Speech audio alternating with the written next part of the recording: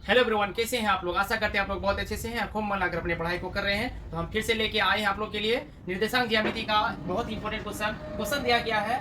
नियामक ए का जो निर्देशांक है यहाँ पर 4,6 एवं बी का निर्देशांक 6,4 का मध्य बिंदु का निर्देशांक क्या होगा।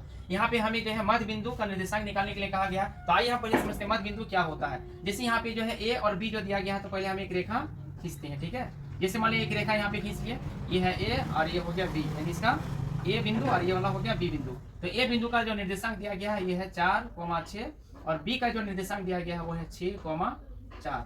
यही निर्देशांक दिया हुआ है। तो हमें यहाँ पे बोला गया है क्या कि मध्य बिंदु क्या होगा। तो इस रेखा का मध्य बिंदु अगर बोलेंगे तो यहाँ पे जैसे मान लीजिए कि इसके बीच में जो है कोई बिंदु होगा, मान लीजिए सी, तो इसी का हमें निर्देशांक निकालना है।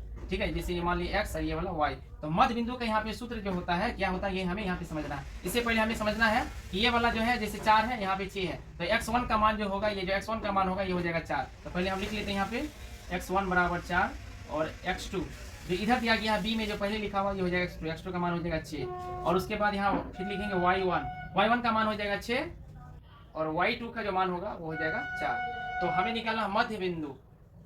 मध्य बिंदु का जो सूत्र होता है, यानी x बराबर जो सूत्र होता है, इसका जो फार्मूला है ये बहुत ही इंपॉर्टेंट फार्मूला, बहुत इजी फार्मूला है। फार्मूला है x1 प्लस x2 y2 और कॉमा y बराबर जो फार्मूला होता है, y का जो फार्मूला वो होता है y1 प्लस y2/2। तो पहले हमें x का निर्देशांक निकालना है। तो x1 प्लस x2, x1 का मान कितना है 4 है, 4 प्लस x2 का मान 6 है, तो 6 यहाँ पे लिख देंगे और बटे में 2 है तो 2, कॉमा यहाँ पे y बराबर y का जो निर्देश यानी फार्मूला है y1 प्लस y2। तो y1 का मान 6 है तो लिख लेंगे 6 प्लस y2 का मान 4 है तो लिख लेंगे 4, नीचे में 2 है तो 2 हो जाएगा। उसके बाद x बराबर यहाँ 4 और 6 को जोड़ेंगे तो हो जाएगा 10 बटे 2, y बराबर हो जाएगा यहाँ पर भी 10 और बटे में हो जाएगा 2। इसको हम घटाएंगे, 2 कम 2 2 पंचे 10, यहाँ पर 2 कम 2 2 पंचे 10।